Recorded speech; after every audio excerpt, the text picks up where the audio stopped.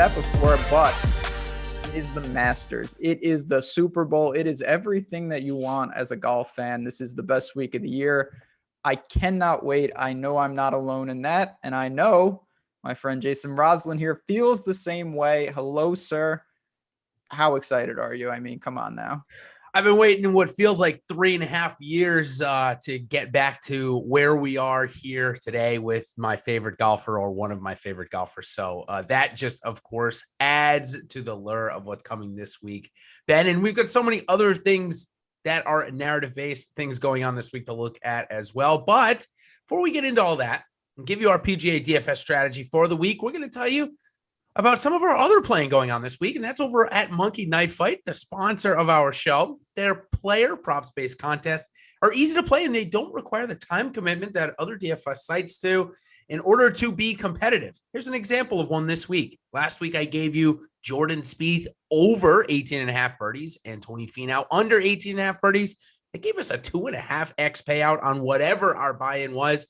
This week, I'm coming back for more. I'm going back to that same realm. It's Justin Thomas and Bryson DeChambeau over 17.5 birdies or better. And then that's going to earn us a 2.5x over there. But hey, PGA is not the only sport you can play at Monkey Knife Fight.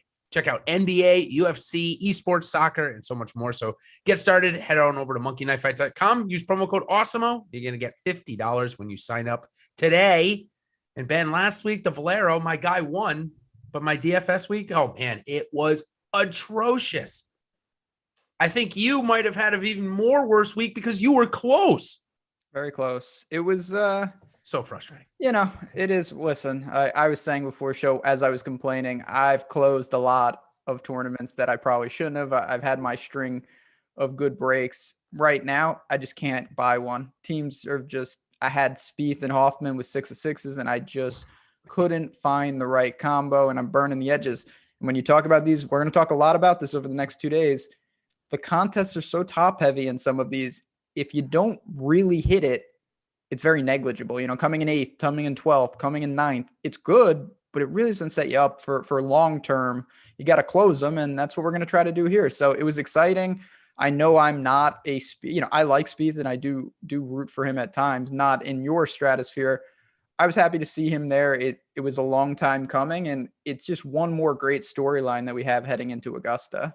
Yeah, and he played superbly, obviously, really blowing away the field, other than Hoffman. And I think you and I both would have loved to see Charlie Hoffman here. We love him on this golf course. Not going to get to do it. Jordan Spieth said not this year, Charlie.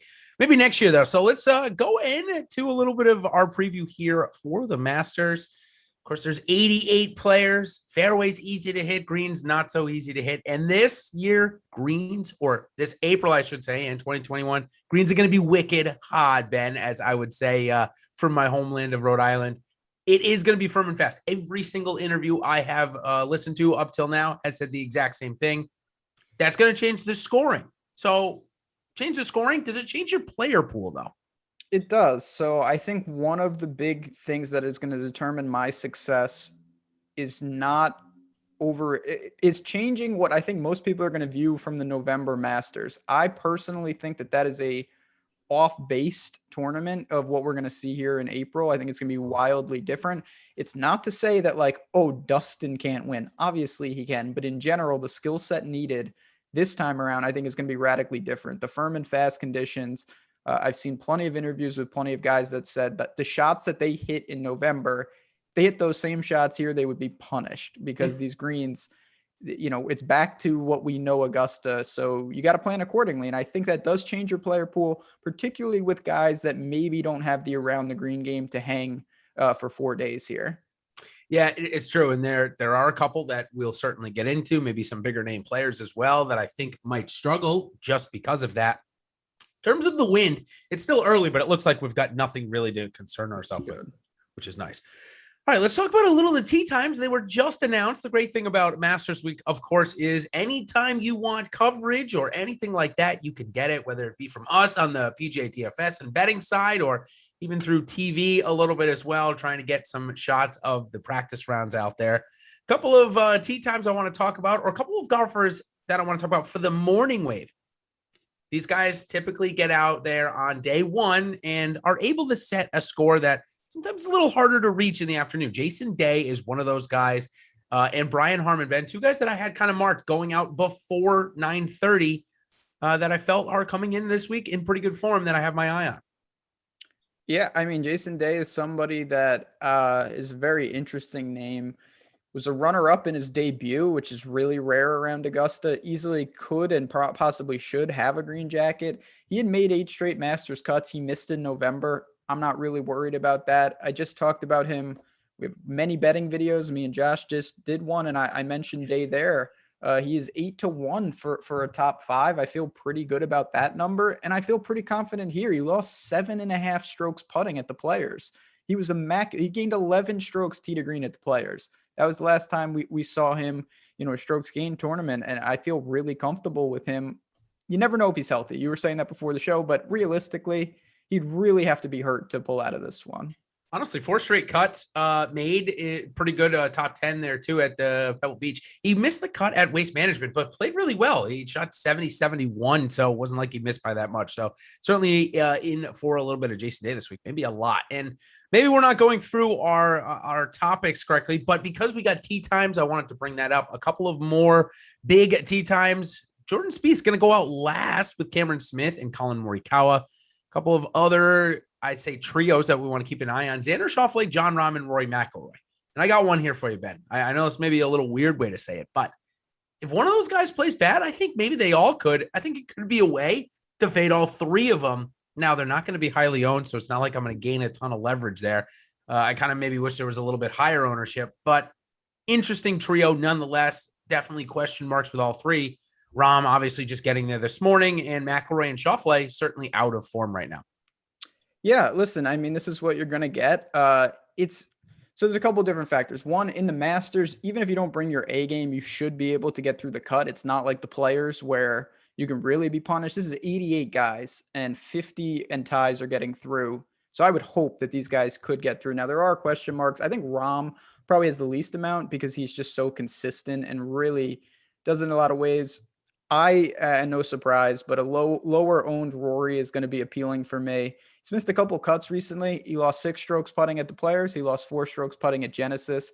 His off the tee game, though, is not what it has been. He's still gaining, but it's not like it was. He needs to get back to that. That is his big weapon, and he's not going to be able to hang in unless he corrects what I viewed as one of, if not the best drivers of the ball in the world. Yeah, and this is a perfect segue in to talk about our next topic of the 10K plus guys and above. And I'll kind of piggyback off of Rory and bounce it back to you and say, hard to quantify this stuff right away. Certainly hard to quantify it at all because we don't know what they are working on. But we know that Rory did go through a swing change. We noticed yesterday on his picture that was taken on 13, he's got a different position up top. I'm getting a little bit of golf swing analytical on you, Ben, but does that make you nervous for Rory's results here this week, regardless of ownership? I think ownership is a totally different discussion, but results this week, do you think they could be hindered, or do you think enough time has passed where he should be getting comfortable with what Peter Como is trying to teach him? So I definitely think that so I view it like this. To me, when a guy that good is struggling, it impacts the floor. Like, I think Rory is slightly more likely to miss the cut than he was when all things are firing. But I don't think he's less likely to win than he has been. I really don't. I think that the A game that he would need to compete is still there. Yep. It's just the floor is not of something like a Justin Thomas, who really, even when he doesn't have it, he seems to be able to get through and really mask a lot of that. With Rory right now, he's been exposed. And that worries me, of course. But it doesn't worry me to say, oh my God, he can't do it. He can do it. I feel very confident about that. And when you bring in ownership and things like that, it makes it that much more appealing. It does. I totally agree. Let's talk about Xander for a second, though. This guy, you and I talked about him a lot. He was running hot with the driver and with the putter. Everything else was bad. Well, the putter's turned on him recently, and he's played really poor. Now, does under 10% projected possibly intrigue you, or is it just not worth it when you have Patrick Cantlay $200 cheaper or Rory $200 more expensive? So it tends to be that. Now, I don't need to get to Xander a ton to maybe cancel him, and that's a nice luxury. Normally, the problem I have with Xander is I don't view him as a great play, and he's mega popular, and that makes it very difficult for me. Of course, I played him at the Players, and I was punished, but that's neither here nor there. I think that I'm kind of indifferent to him. I would much rather play Cantlay and Rory, but again, that could be a unique way. Maybe you double up. You have a lot of flexibility with your lineups this week just because of the nature of the pricing. Yeah, and our chat just mentioned, John Rahm with the new baby could be an easy fade. But Ben, I got to take you back to a dark, dark time in my life in 2016, where this guy named Danny Willett ended up stealing the tournament from me and my guy. And he had just a week prior had the birth of his first child. So a little bit of an omen there, maybe not a bad omen. I shouldn't say it that way. Maybe a bit of narrative street for John Rahm to go out and get his first win. Last time we saw something like that happen, it did translate into that. So I'm not sure if I'm going to fade him just because he hasn't maybe practiced as much. He looked pretty good there at the WGC match play. I think he comes in lower owned, Ben, than Bryson and Justin Thomas.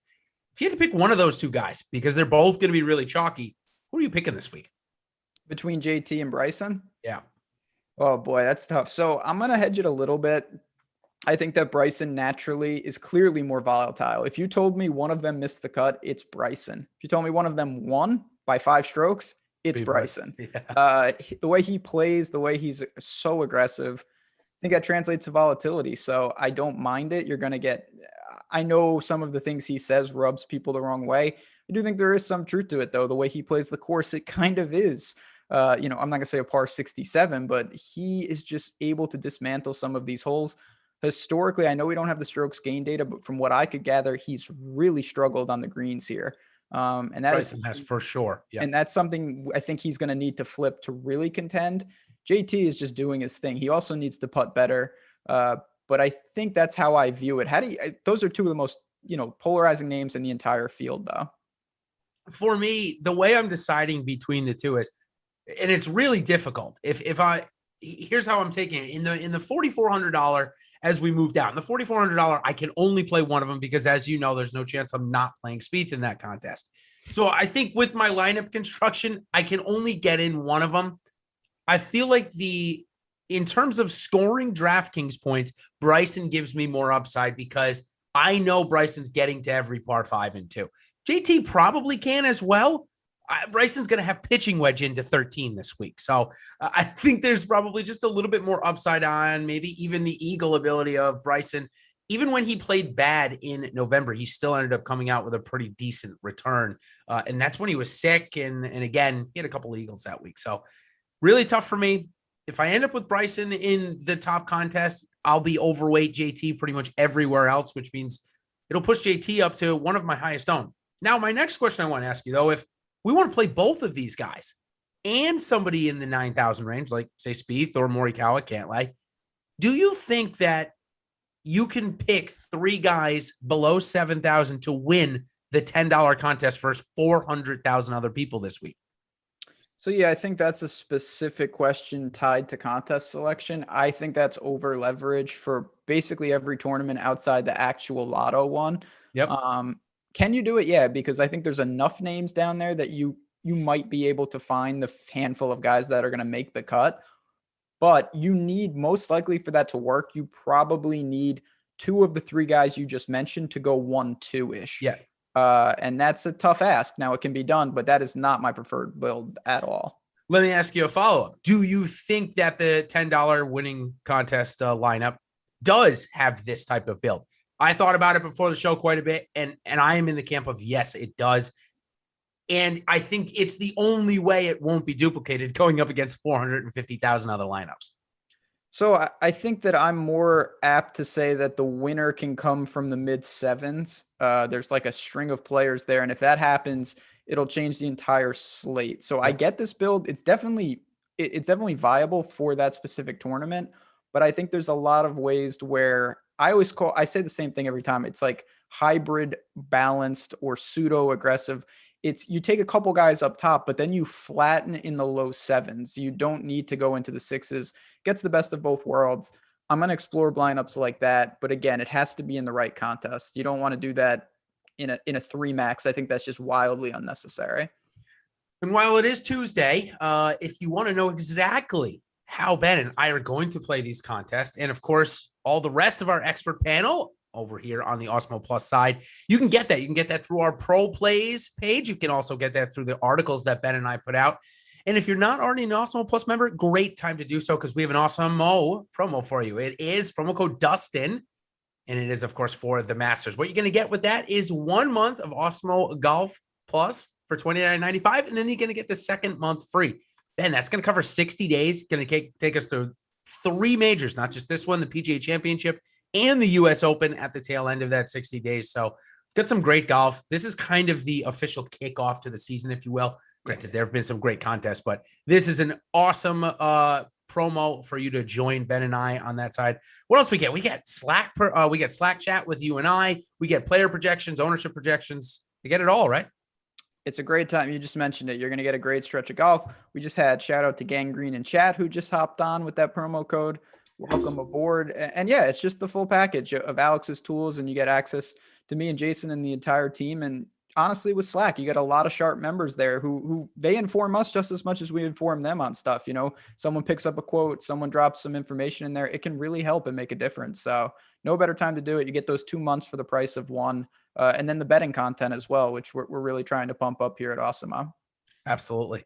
Let's move into the 9K range. And I feel like when DraftKings put this pricing out, they were just toying with me, putting Cantlay, Morikawa, Spieth, 1, 2, 3 in this range. Of course, 3 of my favorites, or my 3 favorite golfers, I should say. Morikawa, though, nobody wants to play him this week, Ben.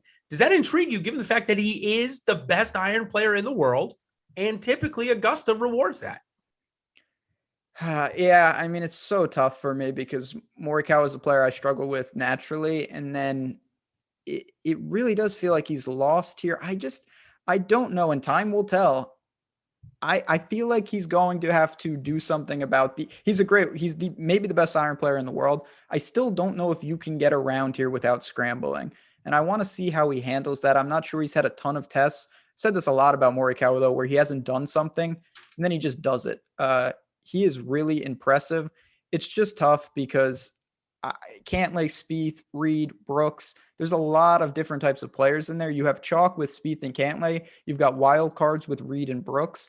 I think that's probably where I go, and I'm not going to get to much Morikawa. Are you, though? Because you're a Morikawa guy. I am. So I haven't found – okay, I guess going back to lineup building, he's not going to be in my biggest build because if I'm going to play – him, I would rather play Thomas or DeChambeau.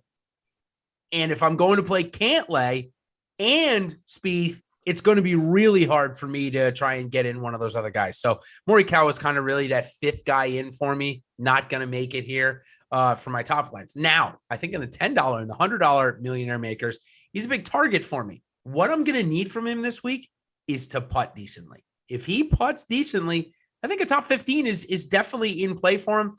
I think that harder conditions should help him because his iron play, it doesn't matter what conditions they're in, they're the best in the world. Now, he's one of those players, though, Ben, that I said at the top, his short game really does concern me here. We've seen the around the green game be fantastic, had some great shots at PGA Championship, but the difference between Harding Park and Augusta National on their greens is so significant, it's not even funny. So that does concern me this week. Yeah, that's kind of where I'm at. And, you know, again, there may be a lineup or two, particularly in a lotto, where I want to shake it up, but I think I'm apt to look elsewhere.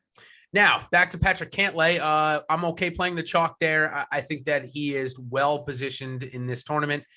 Again, it's going to come down between, for my biggest lineup, do I want to go up and get JT or Bryson? And if I do, obviously, he's going to get the pass. For the top lineup, though, a big play for me this week, Brooks Koepka, easy fade. This is the worst golf course to play on when you have a knee injury. There are so many uneven lies and shots.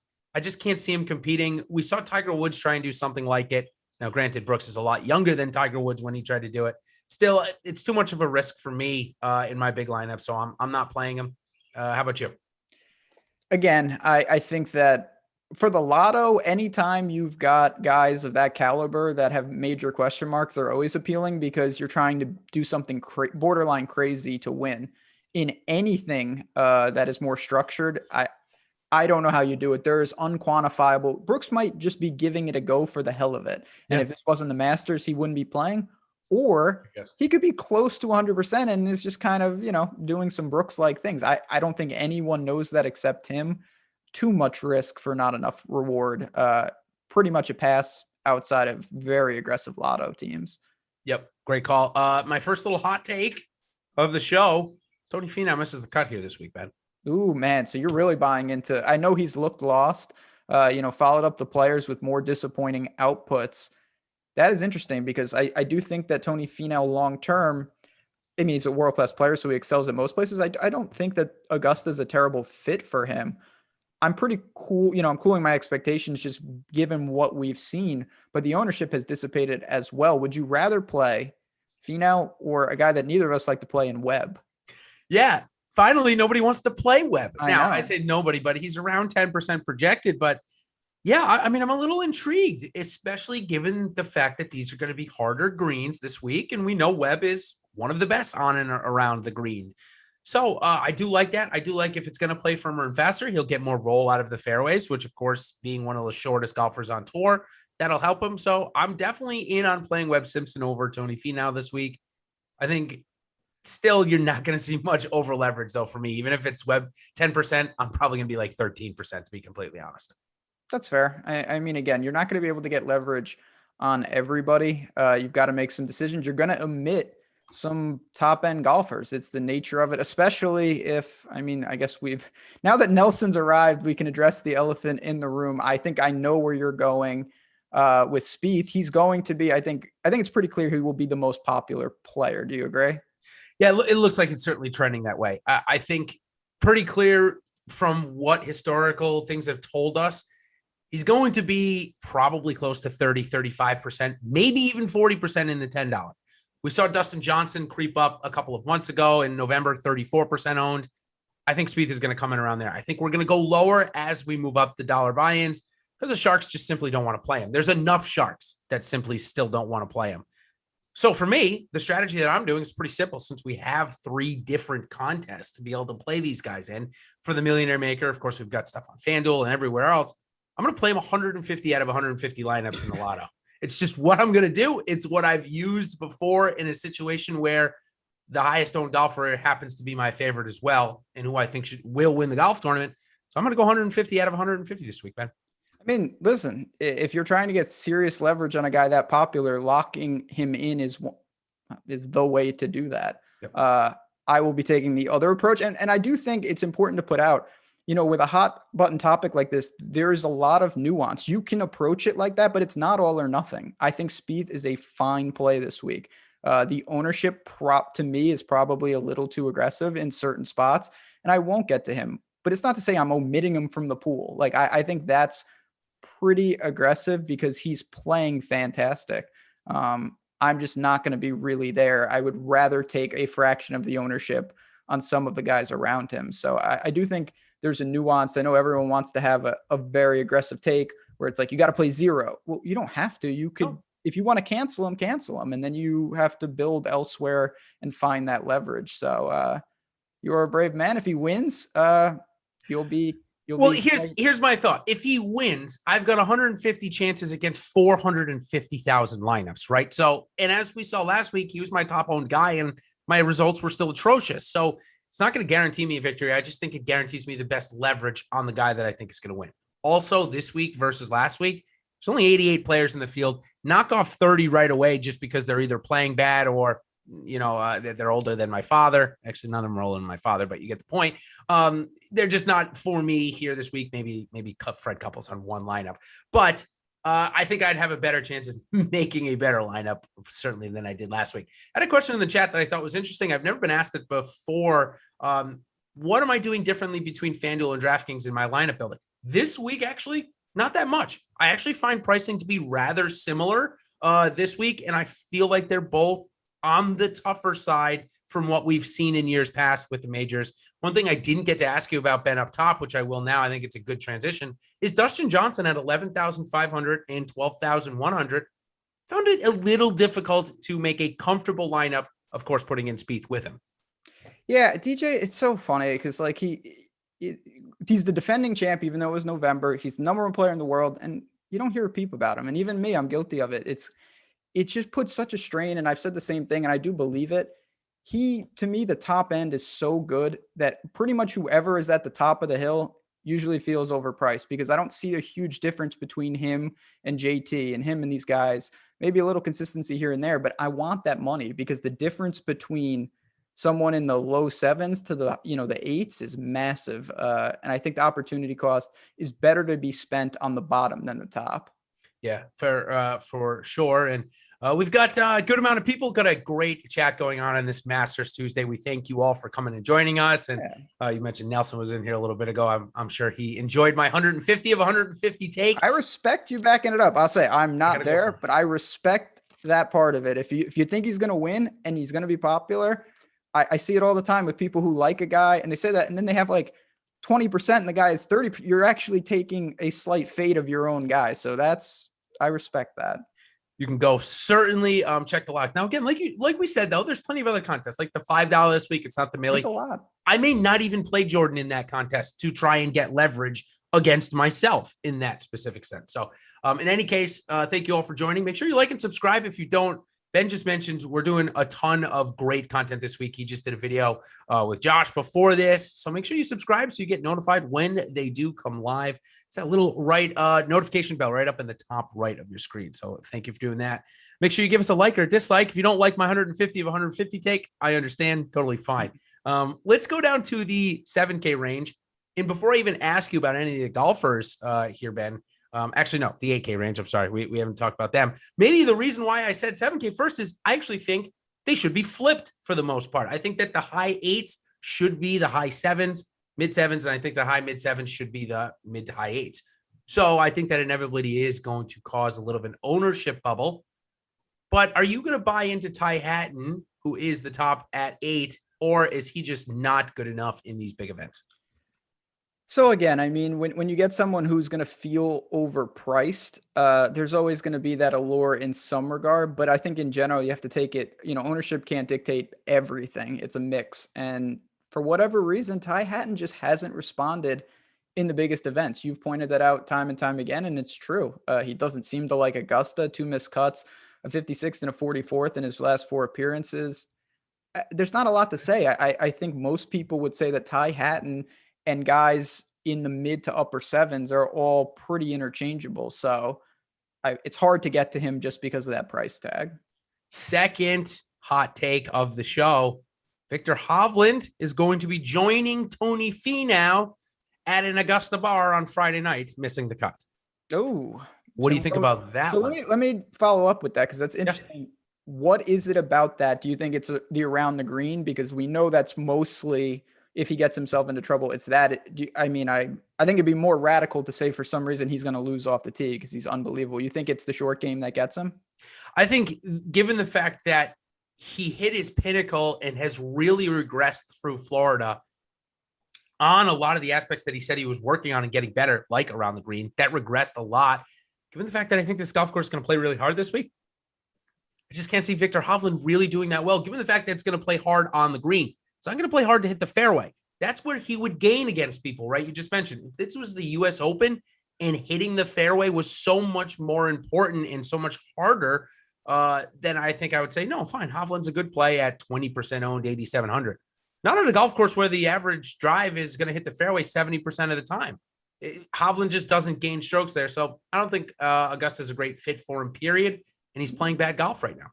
So I will say, for what it's worth, I liked Hovland when the pricing initially came out. I've cooled a little bit. I definitely like him more than you, just because I think that we may look back and see him as a special talent off the tee, and he can mask some of this. I don't know exactly how, when we look back, though, how Augusta treats him in general. There are some aspects of his game that I am a little unsure about. It's just a pretty weak range, though. Chad just brought up Lee Westwood, and I know that I haven't been there. And although, historically he likes Augusta, I'm not there again at 8,800. I'm there. Okay. I should have specified to Garth, I believe, who asked me the FanDuel question. He's a lot better in terms of pricing over there. He's 9,700, which brings him below the average, Ben. So that's where I played him in the big dollar lineups. I like Lee Westwood a lot on this golf course. I think he profiles better then Tony Finau and Victor Hovland. And on FanDuel, he's way cheaper than them. So I should have probably specified on DraftKings. Looks like he's going to be 4% owned because of a lot of what you just said. I'll probably have 10%, probably something like 2.5x the field. But in big dollar lineups, I think he's in play on FanDuel. Yeah, I mean, listen, price specific things will dictate per the sites, no doubt.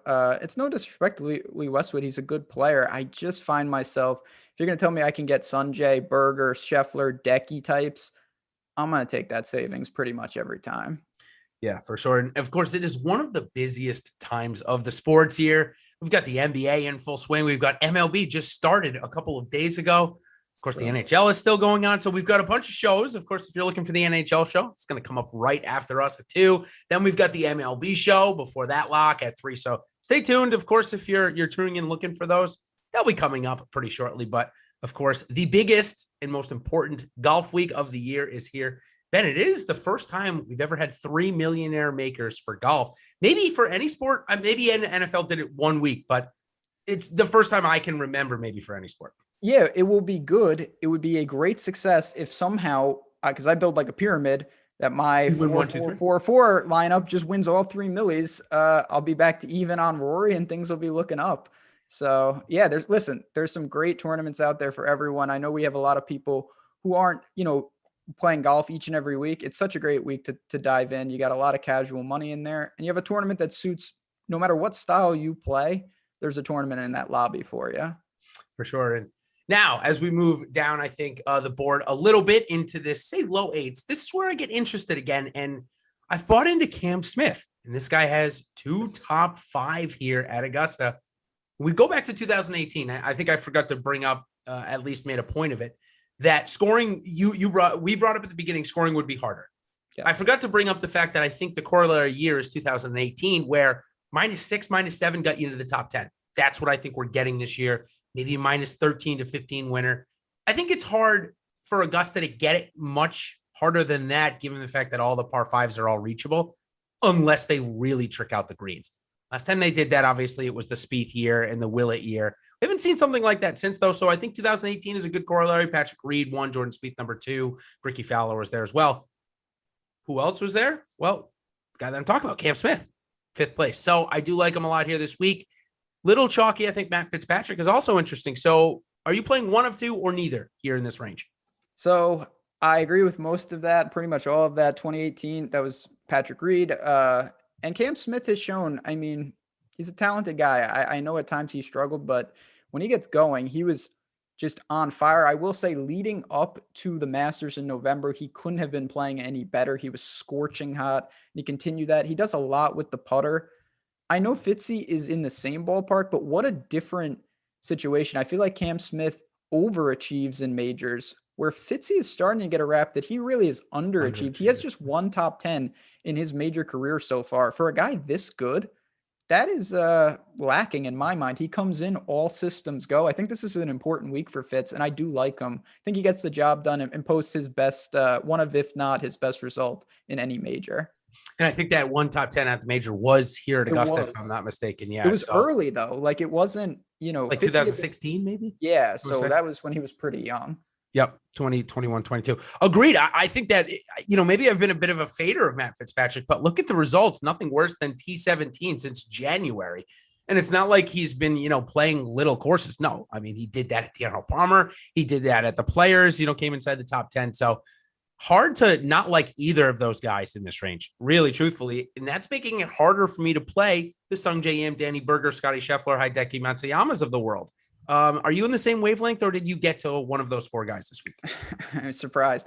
I got to some Decky because it's what I do. And I got him lined up for another top 20. I don't think anything says that it's not going to happen again. Yeah, I do think that, listen, Decky struggles haven't been overblown. They're very real, but he has gained 2 or more strokes on the approach in 4 straight events. The irons are getting back. And that when Hideki was at his best, That's what it was. He was Morikawa-esque with the irons. He was unbelievable, and he did enough with the putter to hold together. The putter's been terrible for a long time now. Caps the upside. I think that he's fine. Scheffler is the one I have the most trouble with. I really don't know what to do. Extremely talented. He's a guy I really have a tough read on. All right. So I've got Scotty Scheffler struggling to make the cut here. I don't think it's a good course fit. The worst part of Scotty Scheffler's game has been his erratic iron play. We know that that's a problem here. Also, his volatile putting. He can be really hot and really cold. We know he's superb off the tee. I mean, the strokes gain numbers don't lie. I just don't think the iron game is good enough. I know we saw something there in Austin, but match play can kind of hide some faults, as you know. So I'm out on Scotty Scheffler at this price. If he was, say, 7,700 as we transition into the 7K range, I think I'd be playing him. But when we have Paul Casey and Sergio Garcia, I mean, you can even throw in Bubba Watson for that matter at these prices. There's no chance I'm playing Scheffler. Guy I wanted to ask you about, though, Tommy Fleetwood. You brought him up right before the show started. For me, I think the match play hid a lot of the faults that we had been seeing from him. I'm still not there. I would much rather go down cheaper or go up to Cam Smith here. Yeah. So, I mean, Fleetwood has been a very confusing player for quite a while now. You know, he goes to Europe. The guy is Tommy Fleetwood, comes over here. He's not missed the cut at the Players. But again, the Players is such an anomaly. I don't weigh a ton into that. I think he's someone that does have some tournament appeal because, again, I think he's more impacted on the floor than the ceiling. The problem I have, though, the opportunity cost is massive because the 7K range from Usti to Sergio, you got guys wearing green jackets all over the place. You've got top end players. I think that is a massive decision. If you can get that range right, you are going to be in a good spot this week. Adam Scott's projecting to be one of the lowest, and that's the reason to that is he keeps drifting in the odds. He's 75 to 1 to win, and he's more expensive than Jason Day, who's 50 to 1 to win in most of the books. So what do you make of that? Well, what are we missing here? I mean, I know we haven't seen the top end of Scott's form, Ben, but it seems a little outrageous that this is happening. Maybe there's something we don't know. Yeah, I mean, he's another one that Scott's tough. He doesn't play nearly as often, so we don't get data that's strung together. He hasn't missed a cut in forever, but you've mentioned, you know, his game's a little all over the place. It's been erratic. At Honda, he looked amazing. There's no doubt. Yeah. But is that what we're going to see? He would be towards the back. So in this range, I think that Jason Day and Paul Casey and Usti would be the guys I would really focus on. Combination of good form, good Augusta, and just liking what they do to handle a fast and firm course. I think Sergio Garcia also in this range sets up for a better finish than what he's done since his win here, which has been really, really bad, atrocious. I mean, I might have used that word once or twice today, but it has been really bad. He had that debacle bet on the par 5 on the backside there a couple of years ago. I think he's set up for a top 20 this week, but I think Jason Day, you already mentioned in the betting video, top 10. I think it's a great start. We haven't seen Jason Day putt well, and that has legitimately been his moneymaker in his career. I think we get it this week. I think he's in there on Sunday. I think Paul Casey, another one of my hot takes, which maybe I can summarize for you at the end if you want him. I got him blowing a lead on Sunday. That's right. I've got him going into Sunday with the lead. I think he's playing the best golf of his career right now. Yeah, I mean, listen, I absolutely was certain he was going to, I mean, when he got off to the start at the Players, and then he made a quad, and then he battled back, and then he hit 3 in the water on Sunday, and he still came in 5th. He's been fantastic. Now, he made more than his fair share of putts at the Players. I give him that, but the irons have been immaculate. The tee to green game is immaculate. I'm not saying, listen, I'm not trying to break news here. He did seem to have some discomfort with the wrist. That seemed to be an issue at the Players, but he played through and he looked just great. I like Paul Casey a lot this week. I do think so does the field, though. Yeah, of course. He's trending on being one of the chalkiest guys. And then you kind of make the decision of, how do you want to build your lineup? Do you want to try and get leverage on Casey? You want to try and get it on Oosthuizen, who also is trending on playing pretty good. So in this range, it sounds like you would go Day, Casey, Oosthuizen? I think that's kind of what I'm tossing with right now, but we got sharp people in there for the most part. We had a question about, pairing up tee times, things like that will make the difference. I may look to correlate something with some of these guys, see where they're at. But it's a good range. I don't think this is even a hot take. I think the winner could easily come out of this range. These guys know what they're doing. They have plenty of experience. These guys can win this tournament. There's no doubt. Yeah, I think that a lot of lineups will be built with at least one or two of the 4 guys we just talked about. I think that it maybe the easiest part of the DraftKings salary this week is these four guys. I think that, maybe DraftKings did that a little bit to get the casuals in to be able to make an easier lineup and not have to go too far down the list. But there are a couple of guys at 7,400 that I think are very interesting paired up at the same price. And it's Joaquin Neiman and Abraham Answer, Ben. Neiman was trending on becoming a really big force back in November in this event. Given the fact that all his President's Cup teammates ended up having a chance to win on Sunday, kind of. Dustin obviously pulled away at the end. He didn't get to play because of COVID. Now he gets to play at a harder event. I kind of wish we had gotten to play him in November because I don't like him on a harder track here this week. Yeah, that's the problem. Listen, Neiman is someone I am so high on long-term. I think he's going to be absolutely fantastic. Yep. But if you're talking, he is one of the guys that I immediately think, kind of like Hovland in some regard, he could have some issues here if he's not crisp with the irons. I don't know if his around the green game is able to hold it together. He's played here once as an amateur. I mean, I don't read much into that. I tried to play him that week, by the way, just to let you know. What'd you say? I tried to play him that week. Yeah, it didn't. I remember watching, because at the Masters, you can see the destruction. I think he was playing with Fred Couples and bad things were happening. But Neiman's going to be good for a long time at Augusta. I really believe that. I'm a little worried, though, so I will correlate him to lineups where I tone down the around the green. Same with Will Z, Answer. These guys are kind of all in that same bucket. But Will Z, I want to ask specifically about. We know he's got the talent, but first-timers at Augusta, is that a red flag for you? I guess for me, first-timers at Augusta, it's a weird question when I say, what do I think it would take for them to be successful? Well, one, it would be the conditions being incredibly easy, like we got in November. So Sungjae Im, so many first-timers play super well. I think here, though, with what we're expecting this week, for my first-timers, I would rather them be elite in their short game because they can save themselves if they have a bad ball striking week. Well, I don't know if Willie Z can save himself on the green, so that's what I'm a little bit concerned about. His ball striking is obviously one of the best on tour that we've seen. I think he gets through the cut, maybe, but I don't have him. I don't have him anywhere that I would say I'd be thinking he'd get in the top 20 this week. Because when you put him in a big dollar lineup, that's what you're hoping for. And I just can't see it. As good as his ball striking is, I would rather play Abraham Answer. Yeah, I'm with you. And listen, again, super talented, but you can't have I would love to get leverage on every player. That doesn't make sense for obvious reasons. So you have to make some sacrifices. He's one I'm willing to live without this week. Before we dive any lower, though, chat, I know we moved the time slightly, but you guys show up and we appreciate that. That is why, if you haven't subscribed to the channel, hit the notification bell. With MLB and NBA and NHL and UFC and PGA, sometimes the schedule gets a little wonky. So if you hit that, you will know when the shows go live. You won't miss anything. Helps us out too, and we appreciate it. Just like we appreciate, hit that like button. Let's see if we can pump them up here. But we have so much going on here, and I'm just so happy that you guys are willing to bounce around. I know that the golf schedule has been crazy, but don't worry. We've got the content. And I want to say quickly that Jason has wrote up a full preview. So as we get to these cheapies, there's going to be some guys you probably haven't heard of. Go to awesemo.com and check out that article. My article as well is free. You have a preview on these guys who we may not know a lot about. I'm also going to give you a bet on every single golfer in the field. Now, some of them may be silly bets or fun bets, but if you're into that realm, you want to get a sweat on Tyler Strafacci? Well, I've got an idea for you on that one. Now, he is kind of a creative player this week, and he's not in play. The amateurs are definitely probably the worst little amateur class we've had in a while, but certainly we'll get to that. All right, let's move down the 7K board a bit. Talked about Abraham Answer. I would rather play him. It sounds like you would as well, Ben, or is Abraham Answer on the fade list for you?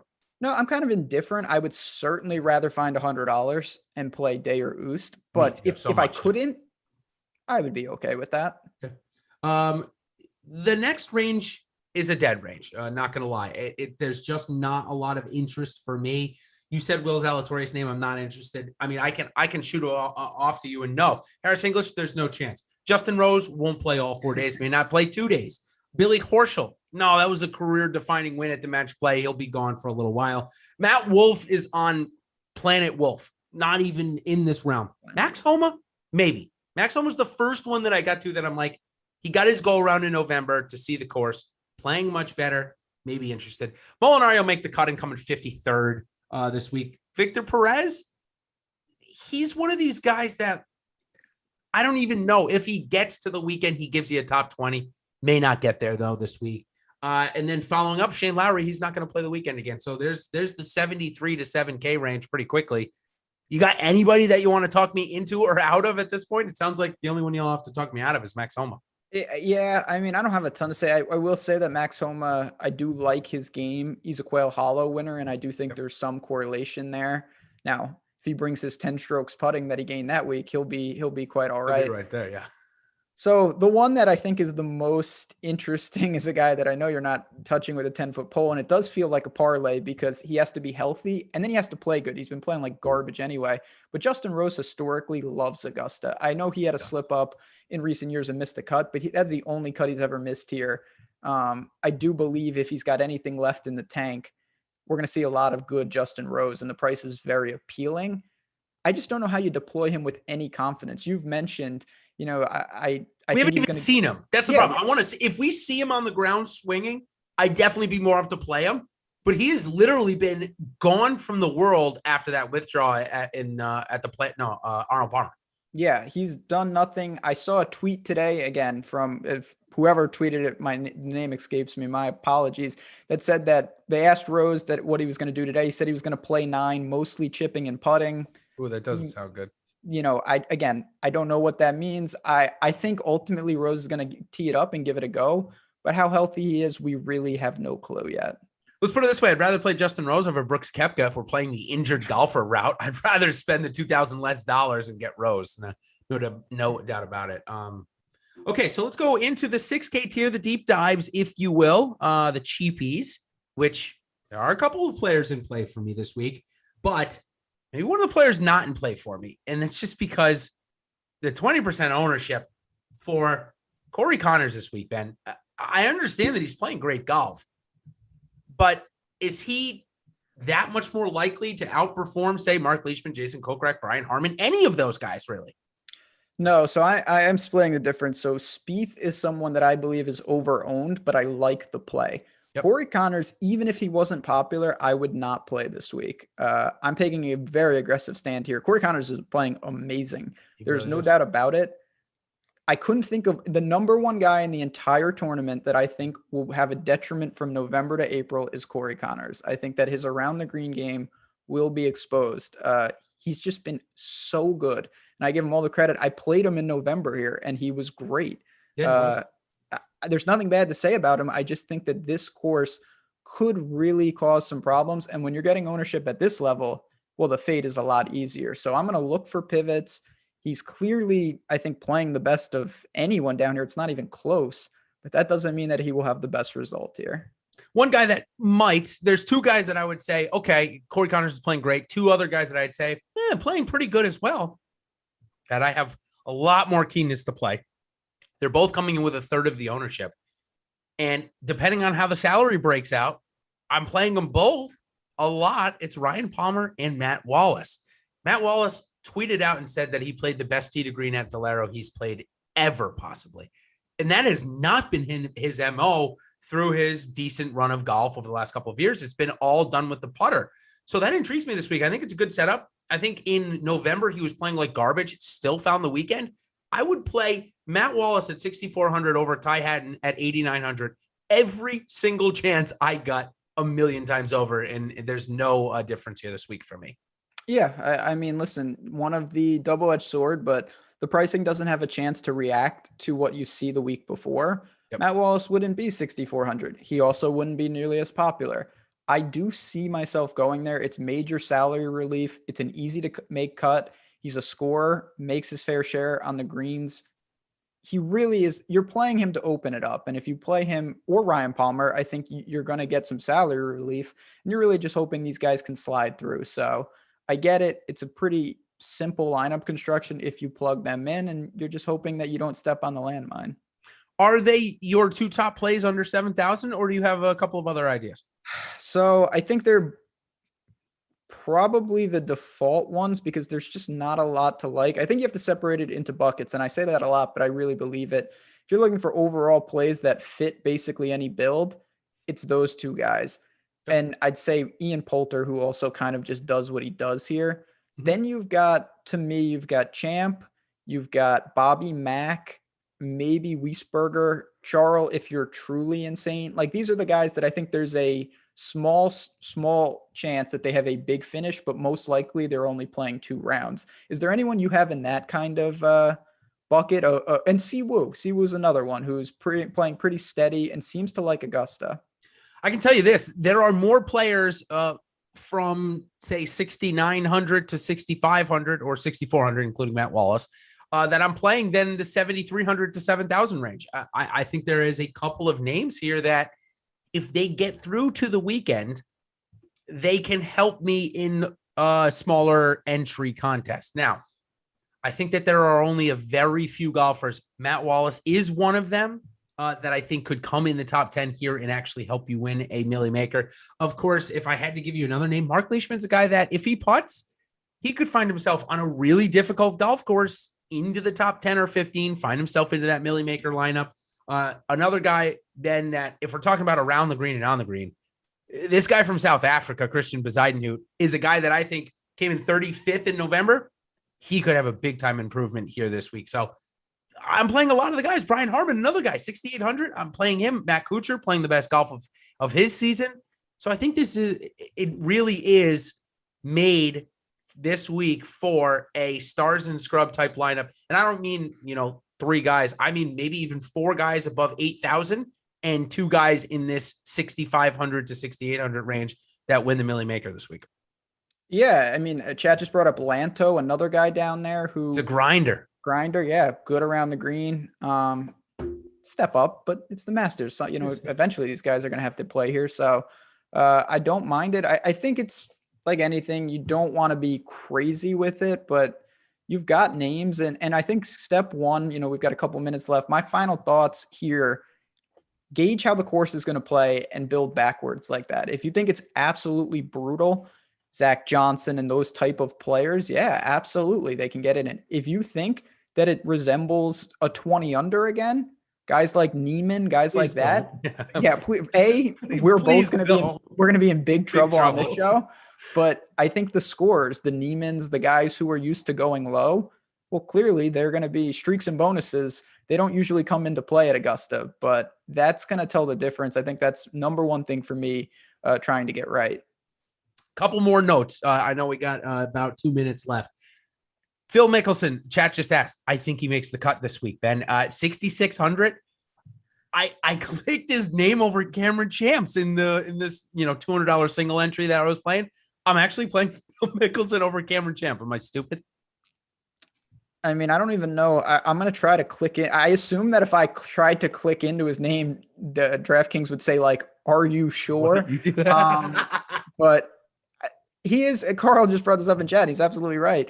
He has been striking it pretty well. Yes. And he's a lefty, and listen, Phil's got one of, the best Masters pedigrees of anyone. I just don't know what he has left. I'm not sure I'm going to be going there. I get that he's in the conversation. He truly is, which is saying something, but I still don't know if I need to get that much Phil this week. Fair enough. All right. The last one it is anybody under 6,300 you're willing to play. Mine, one play, Michael Thompson, 6,100. First guy out on the golf course. Played back as an amateur in 2013. I think came in 25th. So I'm actually going to play him, somewhere around 10% this week. He'll be my one guy under 6,300. I have ownership too. I don't think I will play anyone. If I had to, it would be Stuart Sink. I think he can find the weekend. He's 6,100. And I do want to say real quick, tomorrow night, me, Eric Lindquist, we're going to bring on Awesemo for a quick chat as well. We will be talking lineup construction. Jason will be around, certainly answering questions as well. We've got the whole team. It's all hands on deck. It's the Masters. So you're going to be seeing plenty of us chat. If we didn't get to your questions here, certainly stop on by tomorrow or hop in Slack or hit us up on Twitter. We've got many avenues to help you guys out this week. Yeah, we sure do. So I will end it. I will be in the chat, like Ben said tomorrow night after I get my little guy down. So I'll give you my hot take now. Spieth, DeChambeau, or Thomas, they win. I've given you 4 other ones, including Paul Casey blows the lead on Sunday. Yep, Matt Wallace, top 10, Kim Smith, top 10, and Jason Day, first round leader, Ben. That's how we're ending the show. We're back next week, though, with the RBC Heritage. And until then, everybody, good luck at the Masters this week. And, of course, tune in tomorrow night for the Live Before Lock. Cheers, everybody.